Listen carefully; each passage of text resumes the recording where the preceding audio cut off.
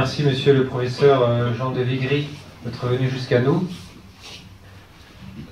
Monsieur de Vigry habite dans le sud de la France, du côté de Toulouse ou Montauban, par là-bas. Donc il a fait une longue route pour venir nous parler dans ce cycle de conférences mensuelles. Monsieur de Vigry est universellement connu, c'est un grand historien, donc c'est un honneur pour nous de le recevoir dans notre école. Eh bien, c'est un honneur pour moi aussi de venir ici, de parler à un auditoire comme vous, et surtout un auditoire d'écoliers, d'élèves très avancés, très savants, mais enfin d'élèves. Et puis je remercie aussi les autres personnes, monsieur l'abbé, les abbés professeurs ici, mesdames, messieurs, chers amis. Je vais droit au but. Nous sommes des citoyens. Notre Constitution commence par la Déclaration des droits de l'homme et du citoyen. Notre hymne national commence par cet appel aux armes citoyens. Enfin, aujourd'hui, le mot citoyen qualifie tout Français qui agit, nous dit-on, dans l'intérêt collectif et surtout favorise la diversité. Voilà. Il y a des banques citoyennes, il y a des assureurs citoyens, il y a des restaurants citoyens. Alors depuis quand sommes-nous citoyens? Nous sommes citoyens depuis peu de temps à l'échelle de l'histoire de la France. 225 ans seulement, ce n'est rien. Avant 1789, nous n'étions pas des citoyens, nous étions des sujets du roi de France. Un Anglais, un professeur de droit avec lequel je parlais il y a quelque temps, me dit « Nous ne sommes pas des citoyens », cet Anglais me dit cela. Nous sommes des sujets. Et ils ne me disent pas ça avec regret, ils me disent ça avec fierté. Nous ne sommes pas des citoyens, nous sommes des sujets. Ben nous sommes des citoyens. Et comment, de sujets que nous étions, sommes-nous devenus des citoyens? C'est la question que je pose. Eh bien, nous le sommes devenus, vous le savez tous, en 1789, par la révolte, par les révoltes, et dans le sang. Par les révoltes, les philosophes des Lumières, je pense que tout le monde les connaît ici, avaient décrété que le régime monarchique, qui était le nôtre depuis plus d'un millénaire, était despotique et chimérique. Ils avaient décrété ça et beaucoup de gens les avaient crus. Les députés élus aux États généraux en 1789 se sont autorisés de la permission des philosophes. Ils avaient été élus au suffrage universel qui existait avant la Révolution. Tous les Français ont exprimé leur désir, ils ont élu des députés aux États généraux et ils ont été réunis par la volonté du roi et pour lui apporter leurs conseils.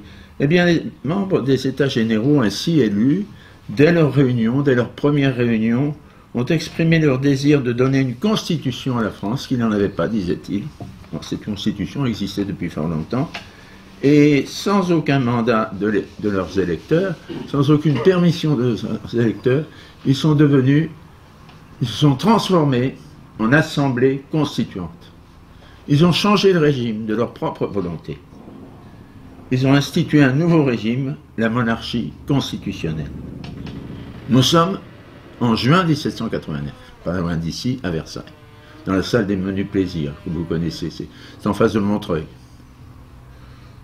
En juillet, le mois suivant, c'est la révolte de Paris, qui succède à celle de Versailles. La révolte de la population parisienne. Je ne dis pas tout entière, mais presque tout entière. En juillet, 100 000 Parisiens prennent les armes et s'emparent, vous le savez, des deux forteresses royales, les Invalides, d'abord. Pourquoi les Invalides?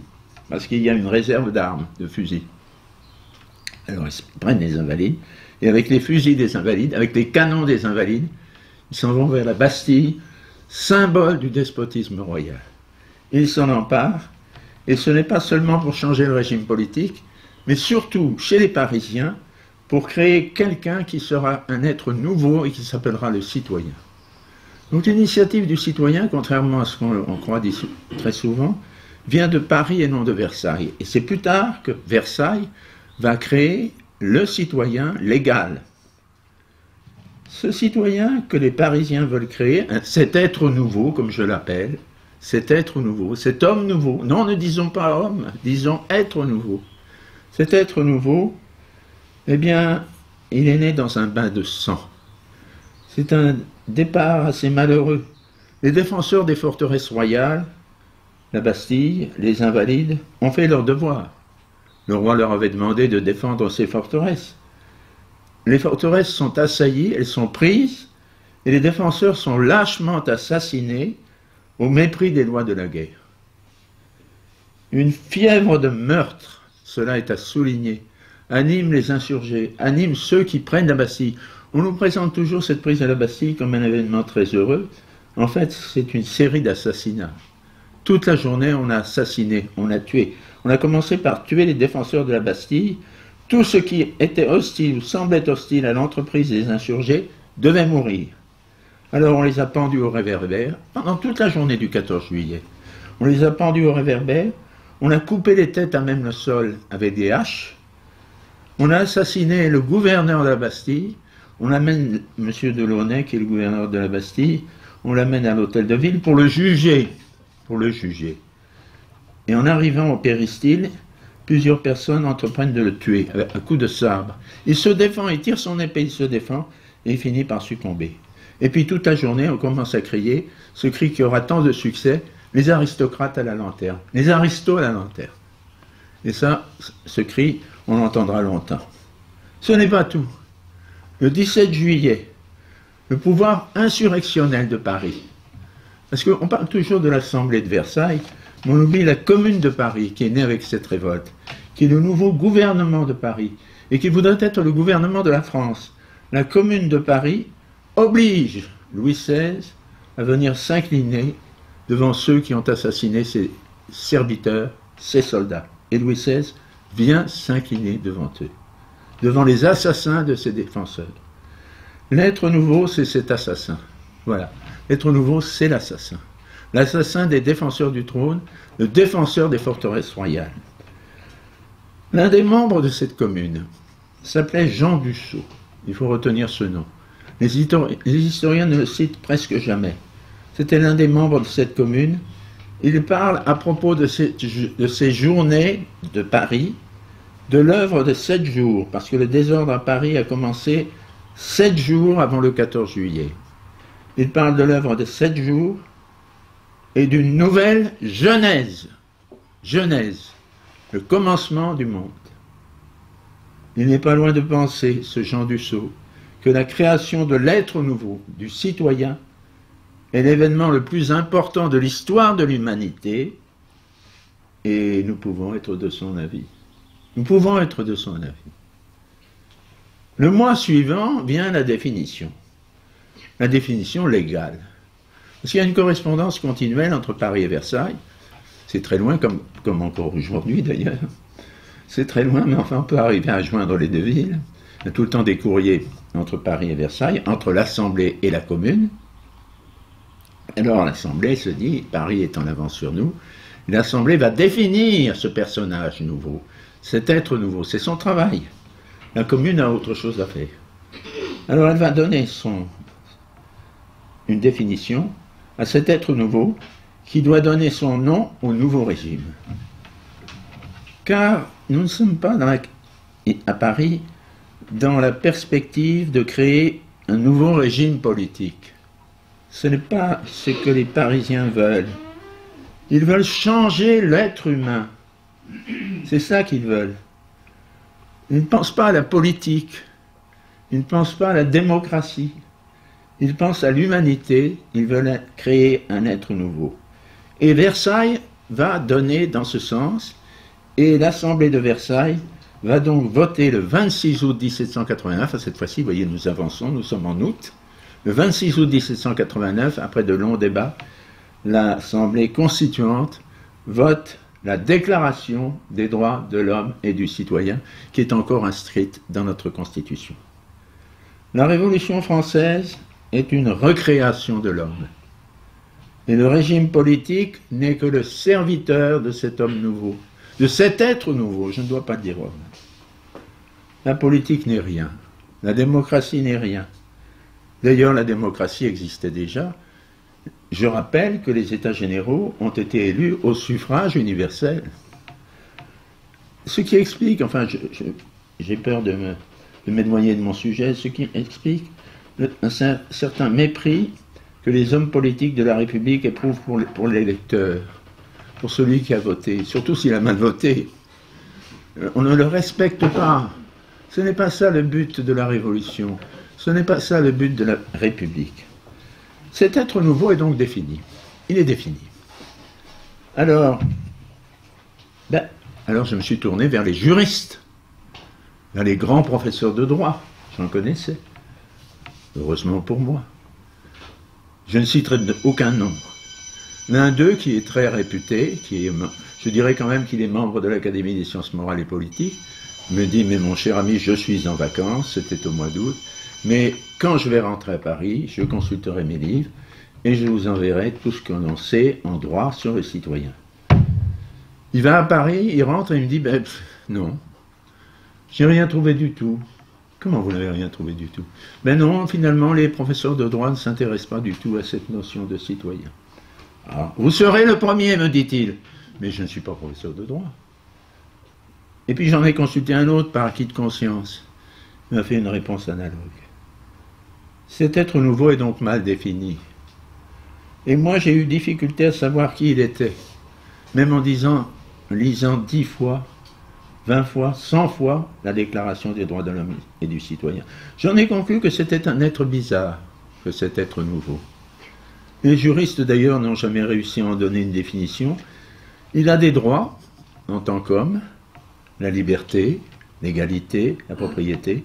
Il a des obligations en tant que citoyen, comme la formation de la volonté générale à laquelle il concourt, comme l'obéissance à la loi. Mais c'est tout, je ne trouve rien d'autre. Je sais aussi que les deux mots sont inséparables. Un spécialiste de la Révolution, Claude Nicolet, dit qu'on ne peut pas séparer les deux mots et que ces deux mots associés créent, dit-il, une nouvelle nature pour l'homme. Donc on est à la fois homme et citoyen et cela fait un être nouveau. C'est assez curieux, je me suis penché un peu sur cette analyse. Il est composé donc de l'homme et du citoyen, le premier doté de droits, le second soustrait à des obligations, et puis on les distingue, mais on ne les sépare pas, on ne les sépare jamais. Et c'est Nicolet qui nous le dit, il nous dit les deux mots sont inséparables, vous ne pouvez pas les séparer. C'est une association indissociable. Et cette association, je répète, c'est très important, crée une nouvelle nature pour nous, pour l'homme, et c'est pourquoi j'emploie l'expression dans tout mon livre d'être nouveau, qui existe encore, vous en êtes. Vous en êtes. Peut-être pas, mais enfin, théoriquement, vous en êtes. Alors, il est défini vaguement, mais son rôle est précisé de façon très étroite, très restreinte, mais très bien, c'est très bien fait. Son rôle est précisé au cours des années suivantes. On ne sait pas trop qui il est, mais on sait le rôle qu'il doit jouer. 90, 91, 92. Il est précisé que le citoyen sera toujours armé. Alors ça, évidemment, ce n'est plus le cas. Hein. Enfin, on y reviendra.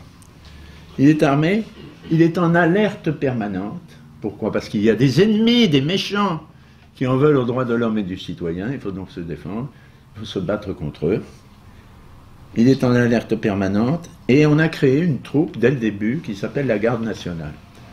Le premier jour de l'insurrection, le 14 juillet, à Paris, naît cette armée civile qui s'appelle la Garde nationale, et qui a pour fonction de protéger, de défendre, d'exalter, de faire connaître l'être nouveau, la Garde nationale. Au début, elle n'existe qu'à Paris, puis elle existe à Versailles. Les Versaillais tout de suite font une Garde nationale, et puis les autres grandes villes, et puis les villages, puis les bourgades. Les plus petits villages font des gardes nationales dès le mois de septembre. Oui, quelquefois, hein, beaucoup en font le mois d'août. Alors, le décret du 12 juin 1791, c'est-à-dire 2 ans plus tard, va décider que la garde nationale s'étendra au territoire tout entier. Donc tous les citoyens seront armés et feront partie de la garde nationale. Les citoyens, c'est-à-dire les hommes, car les femmes ne sont pas citoyens. Hein, j'ai oublié de dire, mais c'est quand même assez important. Oui, c'est important. Alors, vous savez que le 29 juin 1791, le roi Louis XVI, qui n'avait plus de pouvoir, qui subissait les avanies de l'Assemblée, le roi Louis XVI a voulu quitter Paris et se réfugier à Montmédy sur la frontière, où il a des troupes fidèles. Et de là, espère-t-il, je dicterai, se disait-il, ma loi à l'Assemblée. Donc le voilà parti de nuit, dans des conditions bizarres, avec sa femme, ses enfants, la gouvernante des enfants de France et quelques autres personnes. Et Fersen qui conduit la voiture, mais pas très loin. Et quel est l'espoir de Louis XVI en partant? Trouver des troupes fidèles, bien sûr, mais rencontrer son peuple. Surtout, il veut rencontrer son peuple. Il a l'impression que les Parisiens ne font plus partie de son peuple. Alors il se dit, mais je vais les trouver dans la campagne, en allant en France, dans mon royaume. Il était peu allé dans son royaume, d'ailleurs, le pauvre homme. Il est allé en Normandie, c'est son seul voyage. C'est pas beaucoup. Les rois ne voyageaient plus beaucoup depuis Louis XV. Enfin bon, je passe sur ce point. Donc il se dit, je vais rencontrer mon peuple. Je vais rencontrer mes sujets. Et que rencontre-t-il? Des citoyens. Les Français se sont métamorphosés. Ils ne rencontrent plus que des citoyens devenus, à peu près, des gardes nationaux. Autrement dit, des citoyens. Et c'est elle, cette garde nationale, qui va arrêter le roi à Varennes. La garde nationale d'un petit village qui s'appelle Varennes va arrêter le roi. Et c'est la garde nationale de toutes les villes, de toutes les bourgades, de tous les villages du royaume entre Varennes et Paris, qui va ramener le roi et la famille royale en triomphe pour les vainqueurs, pour ceux qui ont vaincu le roi, jusqu'aux Tuileries, où habite le roi. Cette garde nationale, elle joue un rôle très important dans cet événement. Et le 20 avril 1792, alors presque un an plus tard, en déclarant la guerre à l'Autriche, l'Assemblée législative transforme le citoyen, non plus en simple mainteneur de la paix civile, mainteneur de l'ordre, disposé à mettre à la raison le roi et sa famille, à abattre le despotisme, mais en guerrier, en quelqu'un qui va faire la guerre, la vraie guerre contre les ennemis de la France, contre les ennemis de la nation, c'est le mot qu'on emploie. On ne dit pas beaucoup la France, on dit la nation. Vous savez qu'aujourd'hui c'est pareil, on ne dit plus la France. Qu'est-ce qu'on dit? Ben, je ne sais pas ce qu'on dit. Georges Marchais disait le pays, notre pays, mais on dit la République. Donc la France avait déjà un peu disparu à ce moment-là. Alors on le transforme en guerrier, puisque le 2 septembre, le 20 avril 1792, on déclare la guerre à l'Autriche, au roi de Hongrie et de Bohême. En fait, c'est l'empereur d'Autriche. La guerre commence. La Révolution a à peine 3 ans, elle commence à faire la guerre. D'abord ce sera l'Autriche et ensuite ce sera l'Europe entière. Et puis le 2 septembre 1792, un peu plus tard, on décide que le citoyen va massacrer dans les prisons de Paris tous ceux qui s'opposent au nouveau régime, qui sont les ennemis de la Déclaration des droits de l'homme et du citoyen, qui refusent le schisme avec Rome, ce sont les prêtres, les aristocrates, les prêtres, les nobles, tous ceux qui s'opposent au nouveau régime, tous ceux qui sont contre le nouveau régime, tous ceux qui ne veulent pas du citoyen. On décide que les citoyens vont aller massacrer les prisonniers politiques dans les prisons de Paris. Et ils y vont, ils massacrent. Alors on dit, mais c'était des tueurs. Mais non, pas du tout, c'était pas des tueurs. Certains n'avaient jamais tué personne. C'était de bons pères de famille, pour la plupart, de bons époux. La plupart des massacreurs de septembre 92 massacrent pendant plus de 6 jours plus d'1 millier de prisonniers dans toutes les prisons de Paris. Ils les massacrent à coups de hache, de marteau, de pique. pas avec des armes à feu. Pourquoi? Parce que les armes à feu doivent servir pour le front, contre les Prussiens, mais pas contre les ennemis de l'intérieur. On va donc les massacrer, ces pauvres gens, avec des marteaux, des pics. Le citoyen devient un massacreur, et ce massacreur, je le répète, est un simple habitant de la capitale, et nullement un tueur professionnel. Évidemment, il y a quelques voyous qui sont bien contents d'en profiter, mais la plupart sont des gens tout à fait normaux, enfin si je puis dire. Si je puis dire. Enfin, le 22 septembre, c'est l'achèvement, c'est la proclamation de la République, un peu après les massacres de septembre. La proclamation de la République à laquelle j'attache une grande importance, car finalement il y a 3 étapes. Il y a la Révolution, c'est juin-juillet, c'est la mer, le citoyen qui vient ensuite avec l'insurrection du 14 juillet, et puis en septembre 92, la République. La Révolution, c'est un peu une trinité, si vous voulez. On peut comparer ça à la trinité. Le Père, c'est la Révolution, le Fils, c'est le citoyen, et puis le Saint-Esprit, c'est la République. Et je crois que cette comparaison peut nous aider à comprendre ce qu'est la République aujourd'hui, dont on parle toujours. Vous savez que c'est un mot très à la mode, puisque M. Sarkozy veut même que tous les partisans s'appellent des républicains. Les autres aussi d'ailleurs. Mais enfin, je ne sais pas comment ils vont s'arranger, j'en sais rien. Voilà. Enfin, le citoyen est donc achevé, ça y est. Il est achevé. Cette République, d'ailleurs, en passant, je voudrais le souligner, n'est pas un régime ordinaire, c'est un esprit. Son ressort, dira Robespierre, c'est la vertu. La vertu. Et la vertu, c'est l'âme de la patrie, dit Robespierre encore, et c'est aussi la liberté. Quel rapport? C'est un raisonnement de Robespierre, je vous le livre tel que je l'ai lu. Tout citoyen sera républicain. Robespierre dira, on ne peut pas être citoyen et refuser la République. C'est impossible. Les deux sont associés. De même, nous croyants, nous sommes obligés, enfin si je puis dire, nous croyons au Père, nous croyons au Fils, nous croyons au Saint-Esprit. Eh bien, le véritable citoyen croit à la Révolution, aux citoyens et à la République. Et aujourd'hui, c'est la République qui domine, c'est la République qui inspire surtout. Le citoyen est complet, ça y est, on pourrait s'arrêter là, le citoyen est complet. On pourrait s'arrêter là, et avec ce que je viens de vous dire, peut-être cela suffirait-il pour que vous compreniez mieux ce que j'espère, ce que nous subissons aujourd'hui. Mais quand même, il y a une histoire qui va jusqu'à aujourd'hui, et je voudrais la raconter. Le citoyen est achevé, son rôle est précis, sa définition très vague, son rôle bien précisé, il ne reste plus qu'à l'employer. C'est ce qu'on va faire.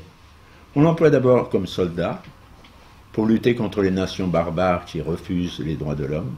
Et toutes les nations sont barbares, puisqu'elles ne veulent pas de cet être nouveau. Toutes les nations sont à proscrire, à vaincre, à dominer, à conquérir. On l'emploie donc comme soldat pour combattre les nations barbares et conquérir et piller leur territoire, comme dit l'un des membres de la Convention. On l'emploie comme soldat et on l'emploie ensuite, en 93-94, comme fonctionnaire de la terreur. J'ai estimé à 500 000 personnes environ, 500 000 Français. C'est ennuyeux parce que je me suis aperçu que beaucoup d'entre nous pouvions descendre d'un terroriste. Et je l'ai constaté dans certaines familles que je connais bien, qui sont fort honorables. Je ne dirais pas la mienne, mais enfin, j'ai fait des constatations bizarres. Et alors j'ai constaté aussi que beaucoup de gens savent qu'ils descendent d'un terroriste de 93-94. Qui étaient ces terroristes? C'était d'abord les membres des comités de surveillance. Toute commune doit avoir un comité de surveillance qui est élu par les habitants. Comité de surveillance, c'est-à-dire qui vérifie la citoyenneté, la fidélité au régime et qui fait arrêter ceux qui ne sont pas de vrais citoyens et qui délivre des certificats de civisme. Et si vous n'avez pas votre certificat de civisme, ben vous pouvez trembler pour votre vie, pour votre survie. Les membres des comités de surveillance, les juges des tribunaux, du tribunal révolutionnaire à Paris, les jurys du tribunal révolutionnaire de Paris, les juges des commissions militaires, les soldats de l'armée révolutionnaire, qui n'est pas l'armée qui va se battre sur les frontières, mais qui est destinée à instaurer le nouveau régime en France, dans le territoire même. Et puis les bourreaux, il ne faut pas les oublier. Il ne faut pas oublier non plus les concierges. Les concierges, ce sont les directeurs des prisons. Il y a un personnel nombreux. Il ne faut pas oublier non plus les exécuteurs, les bourreaux, oui. Les aides des bourreaux. Il y a la guillotine dans une centaine de villes. Enfin, à mon avis, j'ai fait une estimation peut-être trop large, mais je ne crois pas. Si j'avais fait trop large, les annales historiques de la Révolution française me l'auraient reproché. Alors je n'ai encouru jusqu'à maintenant aucun reproche de la part de ces spécialistes de la Révolution. Oui, pourquoi sont-ils terroristes? Eh bien, comme dit Robespierre, parce que la terreur est une émanation de la vertu. La vertu, c'est défendre les droits de l'homme et c'est défendre le citoyen. C'est une notion qui vient de Montesquieu. Le véritable citoyen de la République est vertueux. Alors, maintenant, il y a une difficulté. Il y a une difficulté pour ce citoyen. D'abord, le reproduire. Il faut le reproduire. C'est très bien, on les a soutenus, là, comme je vous ai. Mais demain, dans 10 ans, dans 20 ans, ils seront mariés, ils auront des enfants, et les enfants seront-ils des citoyens? C'est une question inquiétante. Comment va-t-on faire? Il ne faut pas compter sur les écoles n'existent plus. En tout cas, les écoles des prêtres, des religieuses, tout cela a été bouleversé par la Révolution, les biens confisqués, les congrégations expulsées. Alors, les parents ne savent pas très bien. En somme, le citoyen ne se reproduit pas lui-même. Il ne se reproduit pas lui-même. S'il se reproduisait, ce serait dans la déclaration. Le citoyen se reproduit. Mais non, il ne se reproduit pas. Comment se reproduirait-il? D'abord, est-ce un homme vraiment? Est-ce un homme ou une femme? Et puis on ne parle pas de sa raison. On ne parle pas de son sexe. On ne parle pas de son mariage. On ne parle pas de sa profession. Comment cet être bizarre pourrait-il se reproduire lui-même? C'est impossible. Alors c'est l'État qui le reproduira. Il prendra donc les nouveau-nés, il en fera des citoyens. Les enfants, dit Danton, appartiennent à la République avant d'appartenir à leurs parents. C'est tout simple. Donc on prend les enfants, on en fait des citoyens. La République fera la nouvelle génération de citoyens, dit un autre conventionnel. Elle appliquera la bonne recette, c'est moi qui le dis, l'école uniquement d'État, l'école insufflant l'amour de la patrie, c'est un conventionnel qui le dit, c'est-à-dire dans le langage révolutionnaire, l'amour des droits de l'homme. Enfin, l'école sera le moule républicain. Le moule républicain. Le mot a été employé également par M. Peillon, il n'y a pas tellement longtemps, le premier ministre de l'Éducation, vous le savez, de l'Éducation nationale, de M. Hollande. Il n'est pas resté longtemps d'ailleurs, celui-là. Il n'est pas resté longtemps parce qu'il disait tout haut ce que les autres pensaient tout bas, et il le disait trop, il écrivait des livres, il faisait des déclarations. C'était insensé et il ne fallait pas qu'il continue. Alors on lui a prié d'aller ailleurs. Il a laissé tous ses collaborateurs, Madame Belkacem, je crois qu'elle s'appelle comme ça, eh bien elle utilise le personnel que Peillon avait recruté. Donc le mot républicain, c'est une formule qu'a reprise aussi Peillon. Et puis la deuxième difficulté, c'est maintenir la République. Reproduire le citoyen et maintenir la République. Alors, vous savez, cette difficulté, elle se présente à tout instant. Et alors, qu'est-ce qui se passe? On mobilise à l'intérieur de l'hexagone, du pays, la défense républicaine. C'est une expression que vous pourrez entendre chez les hommes politiques. Et la défense républicaine, c'est tous les gens qui sont de l'école révolutionnaire, et la franc-maçonnerie, bien entendu, joue un rôle très important à ce moment-là. Quand il y a une menace sur la République, rappelez-vous les succès de Jean-Marie Le Pen au début, il y a eu mobilisation. On a fait Bantras, on a fait des processions. Après, quand il s'est trouvé pouvant prétendre à la présidence de la République, on a processionné dans les rues, on a fait défiler les enfants, bientôt les bébés de la crèche. La population doit faire la défense républicaine. C'est extrêmement important. Maintenir la République, parce que sans la République, on peut bien faire le citoyen, l'éducation nationale peut bien travailler à faire le citoyen, mais ce n'est pas suffisant. Il faut régénérer régénérer, parce que sinon il dépérit. Cet être nouveau, vous pouvez le reformer, vous pouvez faire de ces petits-enfants des citoyens, mais il faut du sang neuf. C'est la République qui va le donner. Ce sont les valeurs républicaines, vous connaissez cette expression aussi. C'est ça le sang neuf. Alors la République est un esprit créateur, dit Robespierre. Son but est de purifier et de régénérer le citoyen. Je dirais que la République tient la clé du système. La clé, non pas du régime, mais du système révolutionnaire. Elle garantit l'existence de l'être nouveau. Elle fait en sorte que nous soyons, vous soyez malheureusement, des citoyens. Encore des citoyens. Sinon, il n'y aurait plus de citoyens, s'il n'y avait pas de République.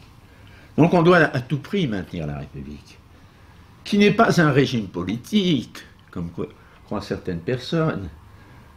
Si vous voulez, c'est un régime étrange qui ne veut connaître le français que tel que le définit la Déclaration des droits de l'homme, qui n'a ni famille, ni propriété, ni profession, et surtout, qui n'a pas de raison. C'est le pape Pie VI qui l'a dit dans son bref Quota Liquantum en mars 1791. C'est le meilleur lecteur de la Déclaration des droits de l'homme et du citoyen. Le meilleur, et j'allais dire le seul pape qui ait bien défini cette déclaration. Il a dit, qu'est-ce que c'est que cette liberté et cette égalité insensée qui méconnaît la raison humaine, c'est-à-dire le plus grand privilège que Dieu a accordé à l'être humain. Elle méconnaît la nature humaine, elle méconnaît surtout la raison. Cet être sans raison. Il y a donc une nécessité de maintenir la République pour maintenir cet être bizarre, pour qu'il continue à exister, parce qu'il n'a pas de raison. Il n'est pas. Il n'est pas. Il faut qu'il soit. Alors bien sûr, vous savez, c'est difficile tout ça. On comprend l'angoisse des politiciens. Oui, ils ne sont pas à l'aise, hein. Regardez-les. Ils sont très embêtés, non seulement par leurs luttes intestines, non seulement par les dissensions qu'ils opposent, non seulement par l'incohérence de leur régime, mais aussi parce qu'ils sont toujours inquiets. Il y a un risque. C'est le populisme. Qu'est-ce que c'est que le populisme? Ben, c'est le citoyen qui ne sait plus qu'il est citoyen, alors il va dans la rue, il n'est pas content, il proteste, il dit laissez-nous tranquilles, il dit assez d'impôts, il dit pas de mariage pour tous, il n'est pas content. Et alors, ça, c'est un risque. C'est un risque. Et c'est un risque grave, c'est un risque d'anarchie. Les populistes sont des gens qui ne savent pas ce qu'ils veulent. Bon, ils ont inventé ce mot, hein, c'est curieux. Hein. Il est apparu il y a une dizaine d'années, je crois. Oui, le populisme. On risque le débordement populaire. On risque en somme que les gens ne soient pas contents. Et que ce mécontentement nuise à la République. Alors, la République s'en tire grâce à un système très ingénieux, une invention très ingénieuse, dont je vous fais part. Je crois pouvoir vous en faire part parce que, j'allais dire, c'est moi qui l'ai trouvé. Non, c'est pas moi qui l'ai trouvé, mais j'ai admiré qu'on l'ait trouvé.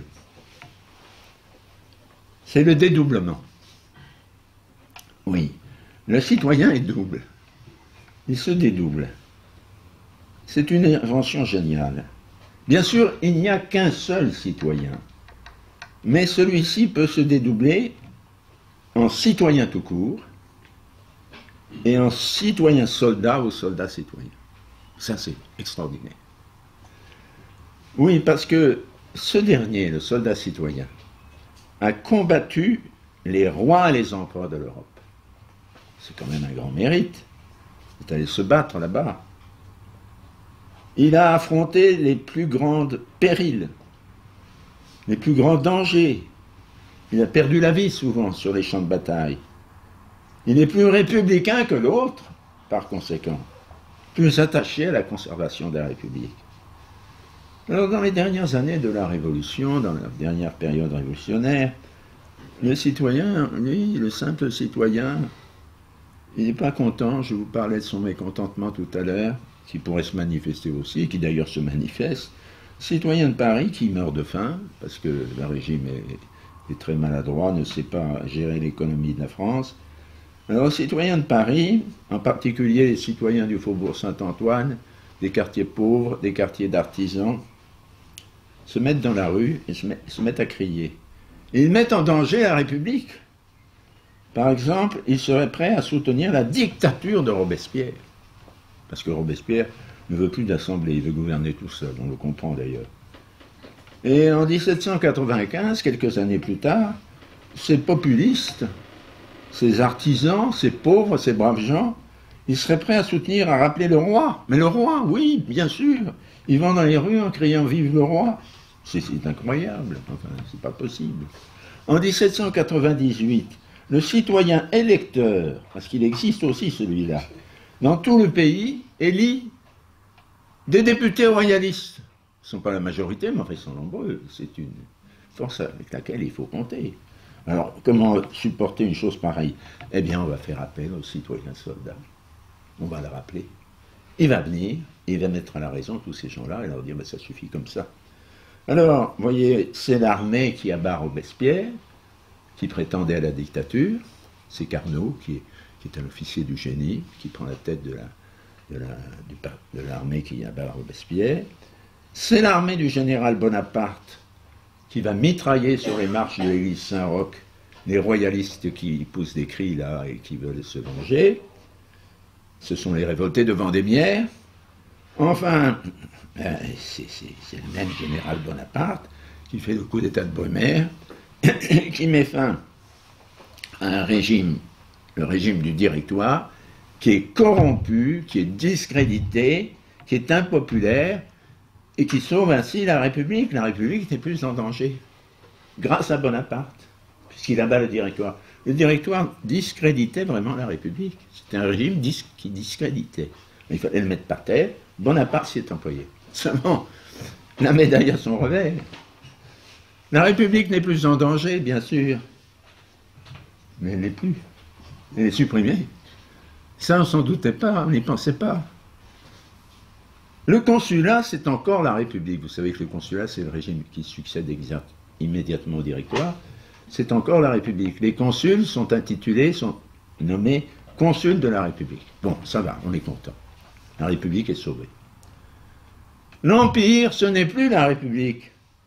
Et nous entrons maintenant dans une période, près de 3/4 de siècle, où il n'y a plus de République, il n'y a plus de citoyens.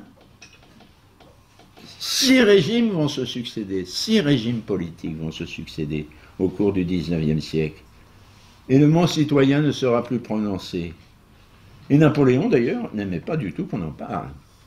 Un jour, c'était à Bordeaux. Il venait de visiter la Brède, vous savez, la résidence de Montesquieu. On la visite encore. On était très contents de cette visite. Il a passé une agréable matinée. Et dans l'après-midi, il se fait présenter les dames de Bordeaux. Ces dames défilent devant l'empereur. Et il y en a une qui s'appelle Madame de Montesquieu. Oh, dit Napoléon, vous avez là un ancêtre, madame, qui est tout à fait remarquable. Et la dame, tout effrayée, dit, c'était un bon citoyen. Napoléon est furieux. Il la fait passer, il prend la suivante, et il lui dit, à la suivante, cette femme est bête. Il ne veut plus entendre le mot. Napoléon l'exerce. La déclaration des droits n'est plus inscrite dans les constitutions. Alors on peut se demander, là je suis quand même perplexe, le citoyen est-il mort? Certains l'ont cru. Robespierre le 10 Thermidor, s'était réfugié à l'hôtel de ville avec ses partisans, pendant que Carnot et sa force armée le traquaient. Il s'était réfugié à l'hôtel de ville. Une compagnie de gendarmes entre dans l'hôtel de ville, découvre Robespierre avec ses amis, et un gendarme, qui apporte un nom célèbre, le gendarme Merda, tire sur Robespierre et le blesse gravement. Alors on transporte le malheureux, si j'ose dire, aux Tuileries, où siège le gouvernement, et sans précaution, on le jette sur une table. Et Robespierre souffre. Il souffre parce que, il souffre de la jambe, parce que ses bas, enfin je ne saurais trop dire, c'est Michelet, je crois, qui raconte ça. Oui, Il souffre, il se plaint, et un employé des bureaux de Carnot s'aperçoit par un moment qu'il se baisse avec effort et porte la main à ses jambes. Désireux de le soulager quand même, il y a un peu d'humanité, l'employé s'approche de lui, détache les boucles de jarretière de ses bas, et rabat ses bas sur ses mollets. Robespierre, touché de ce service, fait un effort pour parler et dit ces mots d'une voix douce: « Je vous remercie, monsieur. Je vous remercie, monsieur. » Pour lui, il va mourir, le citoyen est mort. Mais il ne l'est pas. Il ne l'est pas. Il survit. Il survit puisque vous êtes là. Et tous, vous êtes des citoyens. Il survit parce que les régimes, pourquoi survit-il? Parce que les régimes successifs, les 6 régimes successifs du XIXe siècle, ont conservé les acquis, pas les acquis sociaux, comme on dit maintenant, ont conservé les acquis révolutionnaires, la propriété des biens nationaux, c'est-à-dire des biens d'église et des aristocrates, garantie à leurs acquéreurs, l'interdiction des ordres monastiques, on ne doit plus formuler de vœux solennels, prohibition de l'école libre, surtout pas d'école libre. Bon, non, ça c'est une chose qu'on oublie souvent quand on parle de la monarchie de Juillet. Louis-Philippe, il est hostile à l'école libre, très hostile. On n'entend pas très bien au fond. Eh bien alors il faut augmenter. Je vais rapprocher. Monsieur l'abbé, excusez-moi. Vous m'entendez là maintenant? Il fallait me le dire plus tôt, monsieur l'abbé. Donc je disais que le citoyen survivait. Il survit parce que les acquis de la Révolution sont conservés, c'est-à-dire les biens nationaux garantis à leurs acquéreurs, interdiction des ordres monastiques. Le régime de Louis-Philippe est particulièrement hostile à la liberté de l'enseignement, et Louis Veuillot, qui est un des grands défenseurs de l'école libre, est condamné à la prison et à la prison ferme pour avoir défendu dans son journal l'école libre.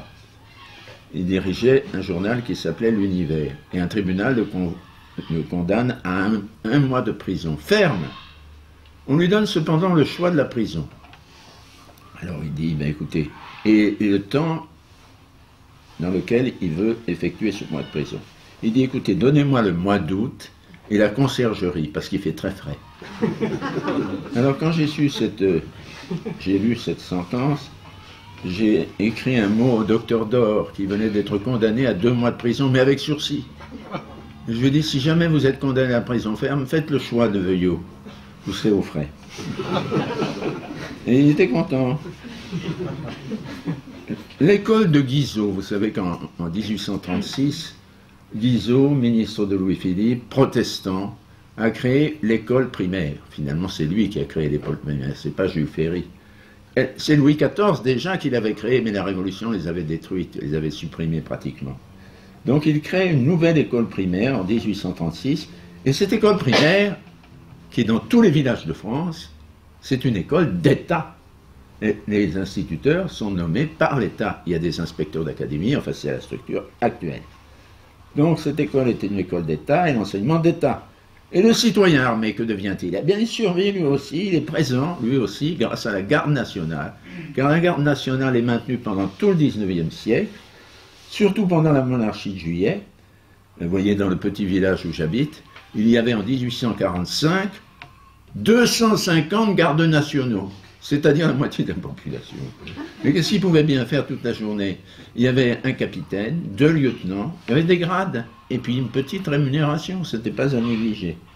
Et puis il y a un roi citoyen, ce roi citoyen c'est Louis-Philippe, vous savez qu'on l'appelait ainsi. Donc le citoyen n'est pas mort. Et à 3 reprises, en 1830, en 1848, en 1870, le citoyen fait ses preuves.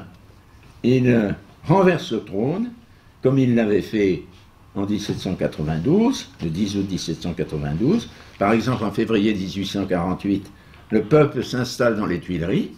Il envahit les Tuileries sans difficulté. Aujourd'hui, vous n'entreriez pas comme ça dans l'Élysée. Il s'installe dans les Tuileries. Il y a un bonhomme qui s'installe dans le fauteuil du roi. Et alors tout le monde vient voir, et les badauds sont très contents. On vient installer des cantines. L'archevêque vient voir aussi, il bénit tout ça. Ça n'a rien d'étonnant, parce que Monseigneur de Juigné, archevêque de Paris, avait fait célébrer un Te Deum à Notre-Dame en action de grâce pour le 14 juillet. Donc c'est une tradition, on bénit le nouveau régime. Et puis on a envahi en même temps le palais Bourbon. Alors les députés, voyant venir le peuple, les populistes, s'étaient éclipsés. Pas tous, parce que certains dormaient dans leur fauteuil. Alors il y en a un qui était resté là. Et il portait lui aussi un nom célèbre. Il s'appelait Montesquieu également. Alors il y a un brave type, un artisan, qui lui dit « Oh, ben, comme votre ancêtre serait content de vous voir là. » Et de nous voir aussi, mais l'autre n'était pas tout à fait d'accord. Donc le citoyen, d'une certaine mesure, est toujours c'est un insurgé comme en 1789. Seulement ce qui manque, et oui, c'est très triste, ce qui manque, c'est la République. Et oui, elle n'est pas là pour fortifier le citoyen, pour le purifier, pour lui donner du courage. Et tout le monde, enfin tous les bons citoyens qui subsistent, souhaitent le retour de la République. L'intelligentsia va jouer ici un rôle très important. Tous nos grands poètes sont républicains, à commencer par Victor Hugo et par Lamartine. Lamartine, qui a joué un rôle capital, vous savez, dans la Révolution de 48, il publiait un journal que je possède dans sa presque totalité, qui s'appelait Le Conseiller du Peuple. Il était fait pour conseiller le peuple, comme moi à peu près, n'est-ce pas? Il n'avait aucune capacité pour ça, mais il publiait un journal, il était républicain. Victor Hugo, vous savez, l'était, il a réagi contre l'Empire. Les savants les plus célèbres de l'époque étaient républicains, les érudits étaient républicains, Littré, l'auteur du dictionnaire, était républicain. Enfin, tout ce qui écrivait, tout ce qui pensait en France était républicain. Si bien que la République, ben, elle a fini par revenir. Elle a fini par revenir. Il y avait même, au XIXe siècle, ce que Charles Péguy, qui a été républicain, appelait une mystique de la République. C'est lui qui a employé cette expression. Je lui laisse la responsabilité de ce terme, de cette expression. On disait aussi que la République était belle sous l'Empire, c'est-à-dire que chez les gens qui la souhaitaient, qui aspiraient à la République, elle était très belle. Et finalement, elle revient. Elle a commencé par revenir en 1848, en juin 48. Très peu de temps, parce qu'il y a eu un Bonaparte, le citoyen armé encore. Le citoyen de la Deuxième République est populiste, il se plaint, il mange mal, il a faim, il n'est pas payé. Donc on proteste contre ce régime, contre cette République qui ne remplit pas les espoirs des pauvres gens. Alors on fait donner l'armée, et c'est Napoléon III. C'est le deuxième Napoléon qui arrive. Et c'est le Second Empire. Mais après le désastre de Sedan, quand Napoléon III est vaincu, la République revient, je n'ose pas dire définitivement, mais enfin elle revient pour longtemps. Elle revient pour longtemps, elle revient avec prudence. En 1875, vous savez qu'au fond, il s'en est fallu de peu, quelques voix. Avec prudence, et le premier président de la République, le maréchal de MacMahon, n'est pas monarchiste, mais sa femme est très pour le roi. Et elle dit à ses amis, nous gardons la place. Elle sera, cette République-là, mais elle aura des continuateurs, elle aura pour dernier président, pour dernier chef, le maréchal Pétain, qui n'est pas président de la République. La Troisième République commence par un militaire, et se termine avec un militaire. Vous voyez comme les militaires ont joué un rôle important dans l'histoire du citoyen. Donc la République revient prudemment avec MacMahon, qui inspire confiance, que si vous voulez, MacMahon c'est quand même un homme honorable, il a une bonne famille, il a des ancêtres, on lui fait confiance. Il est catholique, il va à la messe, on lui fait confiance. Mais la République a dû, pour cela, pour ce retour de la République, les républicains ont dû tuer beaucoup de monde, assassiner beaucoup de monde. Il a fallu rassurer la bourgeoisie qui craignait une République rouge. En juin 48, les populistes, comme je disais tout à l'heure, se révoltent. Et c'est une révolte très sanguinaire. C'est une révolte qui fait des morts. Il faut envoyer des régiments, il faut envoyer des généraux, il faut se battre. Et Paris a peur, la bourgeoisie a peur. Finalement, cette cette insurrection du peuple parisien est vaincue. Mais elle recommence avec la Commune de 1871. En 1871, les communards sont des résistants. Ils ne veulent pas de l'allemand. Ils ne veulent pas du traité avec l'allemand. Mais ils sont surtout des communistes et des revendicateurs très dangereux. Alors on va les exterminer. Et les deux républicains, qui sont Gambetta et Thiers, qui se succèdent au pouvoir, vont procéder à l'extermination quasi complète des communards. Un quart de la population ouvrière de Paris a été rayée de la carte en 1871 par les troupes républicaines de Gambetta et de Thiers, par des généraux qui étaient républicains. Le général de Gallifet, qui commandait une partie de ses forces armées qui entraient dans Paris, qu'on appelait les Versaillais, le général de Gallifet, malgré son nom à particules, était républicain. Et c'est un des généraux qui a tué le plus de monde. Il assistait au défilé des prisonniers qui allaient dans la prison de Versailles. De temps en temps, il choisissait un prisonnier, au hasard, et le faisait fusiller sur place. Comme a dit un historien, on s'étonne que ce général soit mort dans son lit. Le citoyen soldat a donc fait son travail. Et le programme des communards a été effacé. Un quart de la population ouvrière, je vous disais. Donc on peut dire que la République a acheté le pouvoir avec le sang des communards. Le citoyen de la République a pu reparaître au grand jour, et la République au grand jour, grâce à cette extermination des pauvres gens. La République, la troisième, fait donc des débuts prudents, elle rassure la bourgeoisie, elle est présidée par un militaire que l'on dit monarchiste, mais très vite, elle va montrer sa véritable nature, celle de la Révolution. C'est Jules Ferry qui instaure la laïcité, ce sont les congrégations religieuses qui sont expulsées dès 1880. Le citoyen avait été gardé au chaud pendant près d'un siècle et il est remis sur le pavois. Il est bien celui de 1789, on le reconnaît. C'est cet être artificiel et c'est surtout un être anti-chrétien. La République montre à nouveau sa nature d'anti-chrétien. Car on parle souvent de la Révolution, on dit elle a maltraité le clergé, les évêques disent elle a maltraité le clergé, elle n'a pas été gentille pour les prêtres. Mais elle a été surtout anti-chrétienne. Elle a été contre le Christ. Et la République troisième du nom est anti-chrétienne. On le voit avec l'expulsion en 1880 de 5643 moines et religieux, sans que la population manifeste, j'allais dire, la moindre hostilité au régime. Vous savez, il y a eu quelques personnes qui sont venues protester quand on a traîné les Chartreux l'un après l'autre hors de la Chartreuse. La même chose s'est produite dans d'autres monastères, mais pas beaucoup à Bellefontaine, par exemple. Mais dans l'ensemble, la population française a accepté cette expulsion et n'a pas protesté. C'est extrêmement curieux. En somme, les gens sont redevenus citoyens. Et le citoyen est remis sur le pavois. L'expulsion n'a pas suscité de véritable protestation. Et finalement, nous retrouvons là la véritable nature de la Révolution, de l'être nouveau. L'être nouveau, c'est celui qui n'est pas consacré à Dieu. Et c'est pourquoi les vœux de religion sont si insupportables au régime républicain. L'être nouveau ne peut être consacré à Dieu, et la Révolution avait commencé en 1790 par supprimer les vœux de religion et par expulser les moines et les religieux. Et on recommence en 1880. Alors on a de la chance d'en avoir encore aujourd'hui. On peut se dire que c'est une chance. On dit beaucoup de mal de la cinquième, mais qu'est-ce que vous voulez quand même? Il y a des moines à Solesmes, il y a des écoles hors contrat. Oui, il faut voir quand même ce qui s'est passé. Mais ça ne veut pas dire qu'ils ne feront pas ça. Ça ne veut pas dire tout. C'est dans le programme en tout cas. Un homme consacré à Dieu n'est pas un être nouveau. Il ne peut pas être un être nouveau.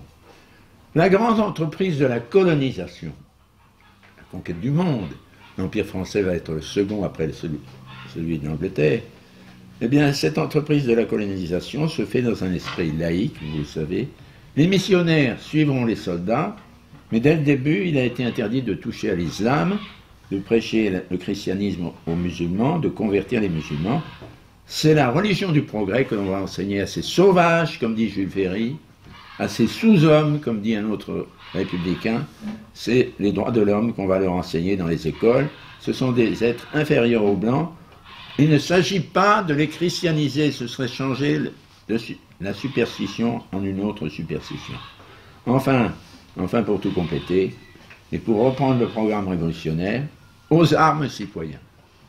Aux armes citoyens, reprendre l'Alsace-Lorraine, c'est le programme de la revanche, mais surtout abattre les régimes encore catholiques en Europe, les royautés catholiques comme l'Autriche, attachées à la foi catholique.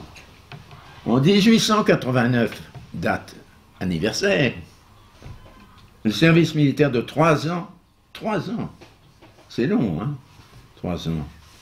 Ma génération a fait 28 mois, c'était long. Alors 3 ans, vous vous rendez compte.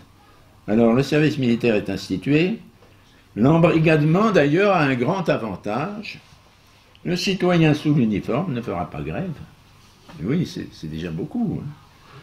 C'est Anatole France qui fait cette remarque dans un de ses romans. Anatole France est un auteur qu'il ne faut pas négliger. Il était contemporain de tout cela. Il était républicain plutôt, mais il a de l'humour. Il voit le pour et le contre. Donc le citoyen sous l'uniforme ne fera pas grève. Il obéira à l'instant. La République le veut, la République le tient, elle l'envoie à la mort au cours des 2 guerres mondiales. Et il y va. La première fois, très content, la deuxième fois, un peu moins, mais enfin, il y va. Elle y envoie, et la première fois, il y court. La deuxième fois, il va plutôt à reculons. Il est, ou plutôt le français, s'est identifié à ce citoyen soldat, à ce citoyen guerrier, qui existe depuis 1789. Il est victime, ce citoyen-là. J'ai souvent réfléchi, j'en ai parlé un peu dans Les 2 patries, et j'y suis revenu dans ce livre. Ce Français qui va se battre, qui va laisser souvent sa vie sur le champ de bataille. Et beaucoup d'illustres Français l'ont fait, à commencer par Charles Péguy, par Sicari, par bien d'autres. Triple mensonge. Premier mensonge, le Français doit mourir pour la République. C'est le chant du départ. La République nous appelle. Sachons vaincre ou sachons mourir. Et le Français doit vivre pour elle, le Français doit mourir. Voilà. Voilà ce qu'on chantait, et tout le monde le chantait. C'est le chant du départ. Deuxième mensonge, la guerre est la guerre du droit. C'est nous qui avons raison. Et non pas de notre droit à nous, mais du droit universel, celui des droits de l'homme. Et enfin, les Allemands sont des sous-hommes. Oui, ce sont des animaux. Vous ne pouvez pas imaginer ce qu'on lit dans les journaux de l'époque. Et quand on lit l'illustration de cette époque, on est consterné. Ce sont des gens qui ne méritent pas qu'on les épargne. Ils veulent l'anéantissement de la France. Qui sont ces hordes d'étrangères, dit la Marseillaise. Les hordes. Ils viennent, dit la Marseillaise, égorger nos fils et nos compagnes. Ah oui. Et Clémenceau, celui-là, dont on nous a fait encore l'éloge ces dernières années. Clémenceau qui était une brute. Dans son journal, en 1915, tient le même discours. Il écrit qu'il faut vaincre, je cite, « avant que nos femmes et nos enfants soient emmenés aux chaînes d'une nouvelle captivité de Babylone. » De Babylone, rien que ça. Le citoyen des 2 guerres mondiales devient de ce fait un citoyen mort. 1 153 000 morts français lors de la Première Guerre mondiale. Et en 1940, il devient un citoyen prisonnier des Allemands. On oublie les 2 millions de citoyens prisonniers de 1940-1945. 2 millions de prisonniers français, séparés pour 4 ans de leurs femmes et de leurs enfants. On ne parle jamais de ça, ou très rarement. On fait des congrès sur la déportation, sur Buchenwald, on rappelle tout ça, mais le petit prisonnier normal, celui qui était dans son stalag, eh bien, on n'en parle pas, on en parle le moins possible. La République, malheureusement, enfin, non, je ne dois pas porter de jugement de valeur. La République ne cesse pas avec la défaite de 1940, parce que cette deuxième guerre a été fatale à l'armée française. Et elle va recommencer normalement, elle va reprendre normalement son cours en 1945, à la Libération. Elle est la 4e République, et à partir de 1958, elle est la 5e, mais c'est la même. À ses tout débuts, en 1944-45, je dois le rappeler, elle a mis en usage à nouveau le massacreur, le citoyen massacreur qui n'avait pas pris de service depuis quelque temps. Elle a lancé le massacreur sur le terrain pour punir ceux qui avaient collaboré, mais surtout ceux qui avaient adhéré à la devise du maréchal Pétain, travail, famille, patrie. Bien sûr, les maquisards communistes, car un grand nombre sont communistes, veulent chasser les Allemands, et on ne peut pas les critiquer, mais ils veulent surtout préparer un gouvernement communiste. Et alors, il faut se débarrasser des notables, des bourgeois, et des pauvres gens qui sont maréchalistes. Et on tue, on assassine, on torture. Alors, je parle quelquefois de ça, mais j'ai peur d'impressionner mon auditoire. Oui, parce que ce sont des crimes affreux, perpétrés souvent après des tortures inimaginables. C'est beaucoup mieux que les massacres de septembre. Les massacres de septembre, bon, il y a eu des choses insoutenables. Par exemple, à l'abbaye, on a fait courir un prisonnier tout nu et on lui tapait dessus quand il passait devant vous. Bon, ça, c'était terrible, mais ce n'était pas ce qu'on a vu en 1944-1945. Je vous donne simplement 2 exemples. Je voulais vous parler du conte de l'Orgeril, mais ma femme m'a dit que c'était trop affreux. Alors je ne vous en parle pas. Mais je vous parlerai de Madame Wetley, qui habitait le Dorat, dans le Massif central, dans le département de la Haute-Vienne. Madame Wetley était la veuve d'un officier supérieur. Et elle était la présidente de l'œuvre des colis aux prisonniers. Et un beau jour, je ne me rappelle plus exactement la date, c'est en juin 1944. Oui, c'est en juin 1944, au moment du débarquement. Je l'ai là dans mon livre. Vous la trouverez dans mon livre. Oui, en juin 1944. Non, en juillet 1944. En juillet 1944, on vient la chercher un soir, chez elle, et on réquisitionne et on emmène de même 30 personnes notables de la petite ville du Dorat. Et dans la nuit, ils sont tués d'une balle dans la nuque. C'est la méthode soviétique. Et le lendemain, les tueurs vont trouver les familles et leur disent « Écoutez, on a pris des otages, il faudra nous donner un peu d'argent pour les nourrir. » Récemment, le Figaro a lancé une campagne de publicité, tous ces derniers jours. Elle a envoyé, et le Figaro a envoyé quelques exemplaires, quelques échantillons pour montrer la qualité du journal. Et dans l'un de ces numéros, il y a l'histoire de Guingouin, qui était l'assassin communiste du Dorat, le chef des assassins communistes. Et il y avait le compte-rendu dans ce numéro d'un livre intitulé « Un héros de la libération, Guingouin ». Alors, la dame qui reçoit une des personnes qui reçoit cette publicité est précisément la petite fille de Madame Wetley. Elle voit ça, elle recule d'horreur, elle frissonne d'horreur. Et me charge de répondre à l'auteur de l'article, qui est un journaliste du Figaro. Je lui ai écrit, je lui ai dit, vous avez raconté que Guingouin était un héros, mais ce n'était pas un héros, c'était un assassin. Alors il me dit, vous savez, il me répond, mais je suis un romancier, les gens littéraires autorisent des libertés. Je lui dis, oui, peut-être, mais pas celle-là. Vous avez transformé un assassin en héros de la libération. Or, c'était seulement un assassin. Alors, quelquefois, le mensonge, souvent même le mensonge paye, mais cette fois-ci, le mensonge ne paiera pas, car la dame qui a vu cet article, qui était la petite fille de Madame Wetley, ne s'abonnera jamais au Figaro. Et mon deuxième exemple, je tiens du pays où j'ai habité longtemps, c'est-à-dire de la petite ville de Montauban. Dans la petite ville de Montauban, il y avait 2 frères, qui s'appelaient les frères Lescure. Ils avaient 35 et 38 ans. Tous les 2 étaient pères de famille. Et ils venaient d'adhérer à la milice. On était juste à la libération. Ils s'étaient inscrits, très maladroitement d'ailleurs, juste à la fin du régime, juste au moment de la libération. On les arrête. Ils n'ont jamais rien fait, ils n'ont jamais porté les armes, on les arrête. Et le tribunal, la commission militaire, les condamne à mort tous les 2. L'évêque de Montauban, Monseigneur Théas, intervient avec le pasteur protestant. Et écrivent au préfet du Tarn-et-Garonne. Et le préfet répond, la justice de la République doit passer. Et on les fusille le lendemain, publiquement. Mais au fond, De Gaulle a dit la même chose. Il a dit la justice de la République devait passer. Elle passait. Donc je n'insiste pas sur cet épisode, je dirais seulement que beaucoup de Français furent victimes de cette émergence nouvelle du citoyen.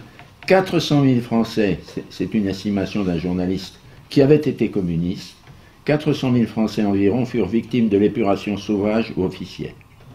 Il fallait que les Français comprennent plus jamais ça, plus jamais ce retour à l'être humain normal. On fusilla, on tortura, et la justice passa. Alors la cinquième, c'est le citoyen décolonisateur, c'est le citoyen électeur, vous l'êtes, vous êtes la plupart électeurs. Qui n'est pas électeur ici? Il y en a un seul, vous voyez, c'est pas beaucoup. C'est le citoyen électeur, c'est le citoyen crétinisé, ce n'est pas de lui que je parle. Et enfin, c'est le citoyen privé de son associé, de l'homme. Ils étaient tous les deux accolés, et on ne pouvait pas les séparer, puis tout d'un coup, on s'aperçoit que l'homme a disparu. Décolonisateur, je ne commenterai pas longtemps. On l'utilise d'abord pour garder les colonies, parce que les colonies sont républicaines. La franc-maçonnerie, il y a beaucoup d'adhérents. Et on protège l'Empire. En Algérie, on envoie même le contingent, c'est-à-dire le citoyen. On l'envoie. Pourquoi? Parce que l'Algérie, c'est la France. Alors, 1 million de Français ont traversé la Méditerranée. Et ce n'était pas une partie de plaisir. Le Parti communiste veille, cependant. Il est le nouveau génie de la République. Et les soldats d'Indochine, d'abord, sont l'objet de la vindicte des communistes. Pourquoi? Parce que les communistes disent, ce sont les rebelles qui ont raison, ce sont eux qui sont des citoyens, parce qu'ils défendent leur pays. Et un communiste français, Boudarel, est envoyé là-bas pour commander des camps de prisonniers français, les torturer, les faire mourir. Le million de jeunes Français envoyés en Algérie subissent peine sur peine, et cela pour entendre ces mots: le FLN a raison, et voir ce pays libre où il s'est battu, ce pays livré à l'ennemi dont on avait triomphé, qu'on avait vaincu. Donc voilà pour le décolonisateur, ce n'est pas brillant. Et le citoyen électeur, hein, c'est très intéressant, le citoyen électeur. Désormais, tout ça se passe avec l'accord unanime du citoyen électeur. Vous savez que le référendum sur l'Algérie indépendante a remporté 90% de oui. Oui, 90% des Français ont approuvé le départ de l'Algérie, l'amputation de la France. Vous voyez, au fond, j'ai tout dit, hein, le citoyen électeur, il n'est pas dangereux. Le populiste, où est-il? Oui, désormais, finalement, il n'y a plus besoin de mentir à l'électeur. Le suffrage universel par lui-même suffit. À partir du moment où l'électeur vote, tout se passe bien. Il vote toujours dans le bon sens. Vous me direz, mais non, pas toujours, il y a des populistes, etc. Oui, mais on s'arrangera toujours. D'abord, on a fait élire les femmes, on a fait voter les femmes. On ne les faisait pas voter. En 1945, c'est le premier vote. Je ne dirais pas que ça a beaucoup arrangé les choses. Le citoyen est resté le même, exactement. Il n'a pas changé. Ce qui prouve que la femme n'est pas tellement différente de l'homme, finalement. Oui, le genre a raison. Et puis, on a pris les jeunes gens de 18 ans. Vous, messieurs, vous votez. Mais à quand les bébés de la crèche? On pensait d'ailleurs ces années-ci à 16 ans. Hein, un peu descendre jusqu'à 16 ans. Et puis le citoyen, vous savez, il est enivré de son droit de vote. Moi, j'aime bien aller dans les bureaux de vote quand je suis électeur, quand il y a une élection, et je vois le bureau qui est là, et ils sont contents. Et l'un d'eux me dit un jour, c'est dans mon village, « Oh, monsieur de Vigry, c'est quand même formidable, c'est nous qui décidons. » J'ai dit, oui, c'est vous qui décidez, mais vous devriez savoir une chose, c'est que Hitler a été élu chancelier d'Allemagne au suffrage universel. Il y a eu un froid dans le bureau de vote. Oui. Oui, je pense que c'est pour cette raison que je pense le suffrage universel inoffensif pour la République. Quant aux citoyens en cours de crétinisation, il apparaît en 1961-62 sous De Gaulle. C'est un des mérites du général De Gaulle. L'opération est exécutée par le ministère de l'Éducation nationale et il n'y a pas de loi. C'est le ministère qui agit et plus précisément le directeur de l'enseignement primaire et secondaire qui est M. René Haby, qui était un inconnu à l'époque. Et c'est lui qui fait le travail. Il commence par détruire le primaire. Nous sommes sous De Gaulle. On commence par détruire le primaire avec, entre autres, la méthode globale. On continue par le secondaire. Quand je rentre d'Algérie, nous sommes en 63, 62. Le secondaire est déjà bien atteint. D'abord, on a mis les filles avec les garçons, tout ça. Enfin, bon, ça ne me gêne pas beaucoup, mais enfin... D'ailleurs, à cette époque, les filles se mettent d'un côté, les garçons de l'autre. Voilà. On commence donc par détruire le primaire, on continue par le secondaire. On affaiblit la grammaire, on dit qu'elle ne sert à rien. L'orthographe est négligée, la géographie transformée en développement durable. Alors ça, c'est inouï, n'est-ce pas ? Le développement durable. Il y a des images. Alors, qu'est-ce qu'on voit ?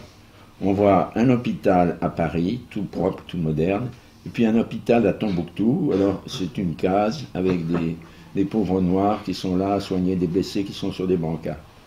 La thèse de cet enseignement géographique, soi-disant, est celle-ci. Les pays riches ont tort d'être riches et les pays pauvres devraient être plus riches. Et les enfants apprennent ça toute l'année. Et à la fin de l'année, ils ne connaissent pas les 5 continents. C'est le programme de 4e.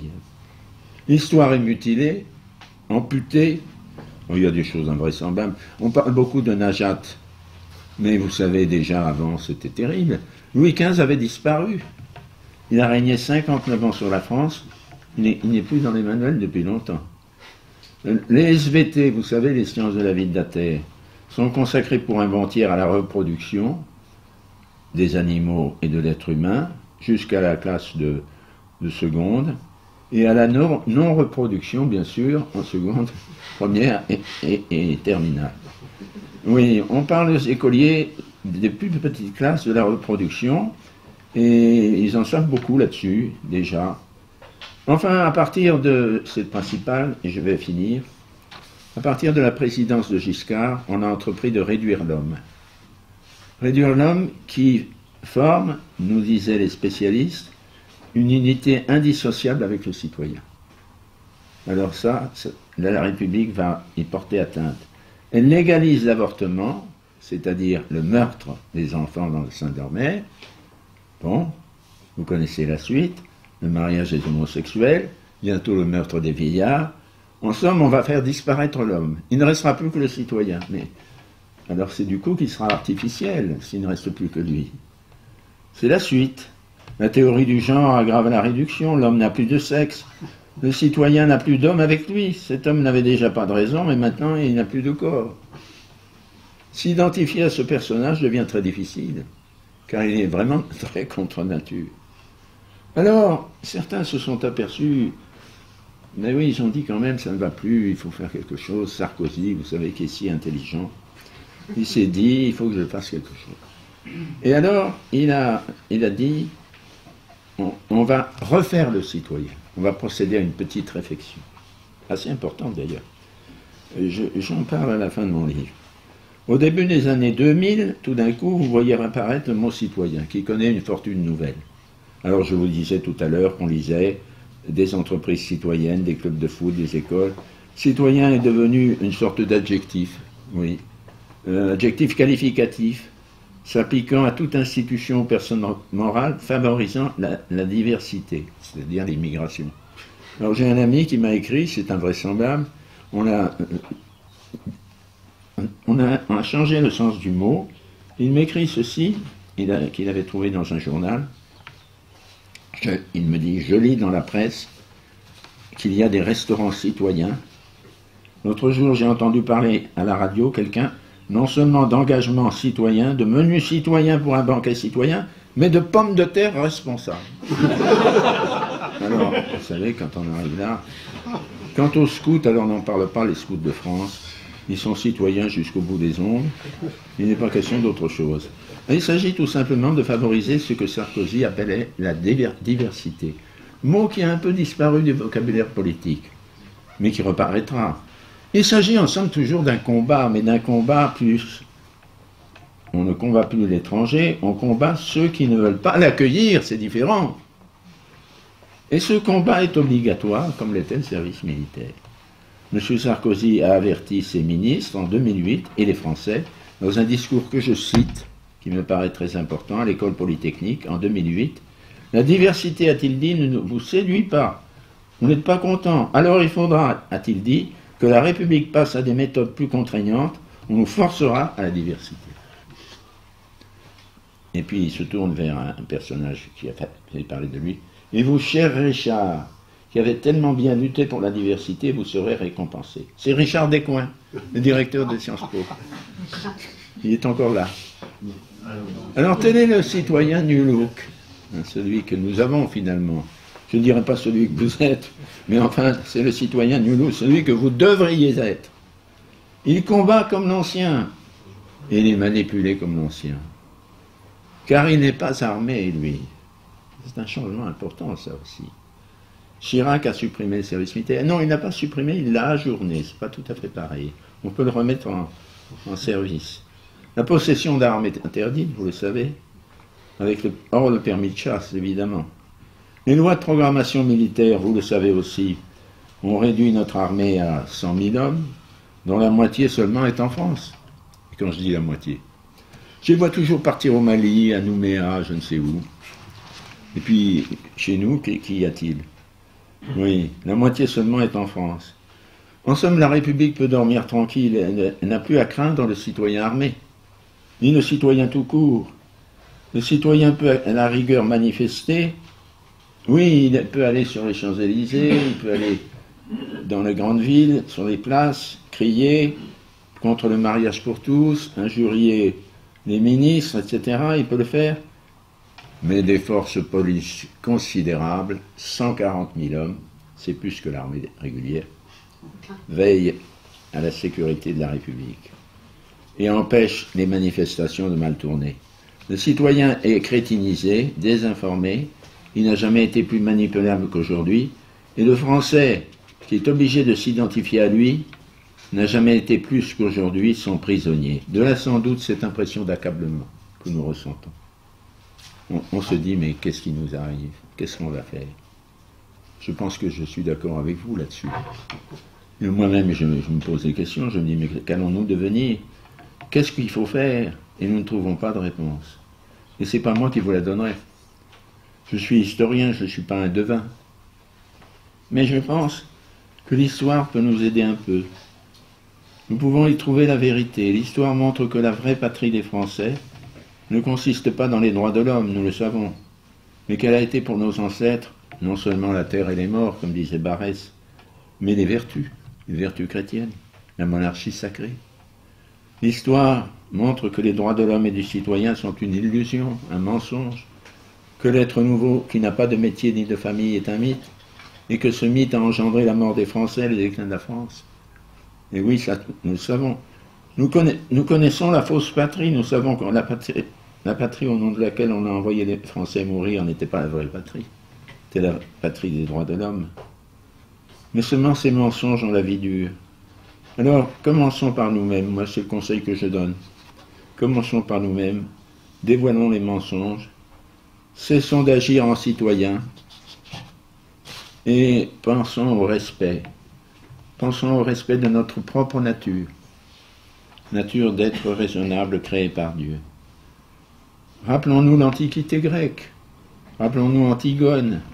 Elle veut enterrer la dépouille mortelle de son frère, vous savez. Créon ne veut pas. Elle va mourir à cause de ça. Mais elle va le faire quand même, non pas par devoir, mais par respect pour son frère. Que sera l'avenir de la France? Le suffrage universel, en tout cas nous en sommes certains, ne ramènera pas le bien commun.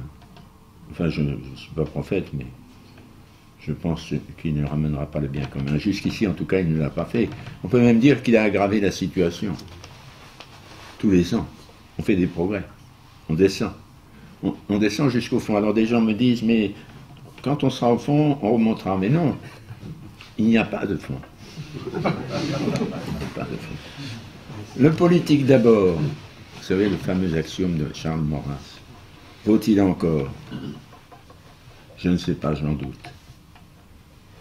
Je sais seulement que nous affrontons non un régime, mais une idéologie. Si on affrontait un régime politique, on pourrait se soulever contre un régime.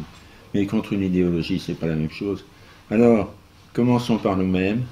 Respectons en nous-mêmes notre nature, la nature de nos enfants, dans notre prochain l'homme créé à l'image de Dieu. Et ce sera un petit commencement. Nous serons peu nombreux, et la République peut durer encore longtemps, grâce à ce qu'elle appelle la défense républicaine, c'est-à-dire des alliances imprévues, et grâce à des fortes mobilisations. Je ne sais pas, on ne peut pas dire que nous serons sauvés par les électeurs. Je suis même convaincu du contraire. Nous pourrons, je mets dans ma conclusion qu'il faudra, pour mettre fin à la Trinité, à la fausse Trinité, une intervention des puissances supérieures. Mon éditeur était intrigué. Mais si même peu nombreux nous dénonçons le mensonge et nous démasquons le mythe, la République révolutionnaire, la République de l'idéologie perdra peu à peu de sa force et nous la verrons disparaître. Ainsi, je l'espère, si nous chassons le mensonge, la vraie cité revivra et elle puisera, comme elle l'a toujours fait, à la source grecque, et elle puisera, c'est-à-dire à la justice et à l'amitié, dont Aristote, dans son éthique à Nicomaque, vante les vertus, à la justice et à l'amitié, et elle puisera aussi, bien sûr, à la source chrétienne, animée par la charité. J'ai fini, je vais peut-être parler trop longtemps, je vous remercie de votre attention.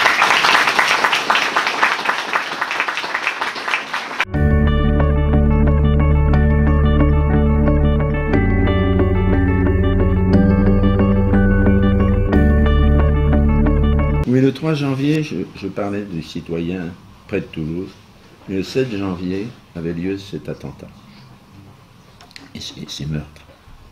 Et alors, je n'étais pas au courant parce que je regarde peu la télévision.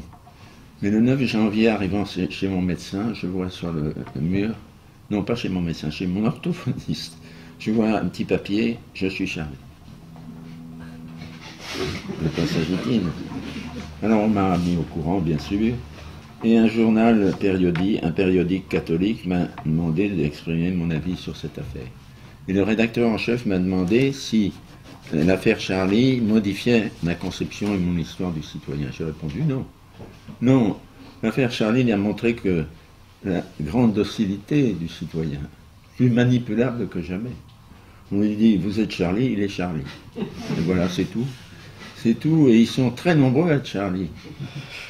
Je me rappelle en 68, en mai 68, quand j'étais assistant à la faculté de Paris, c'est-à-dire à la Sorbonne,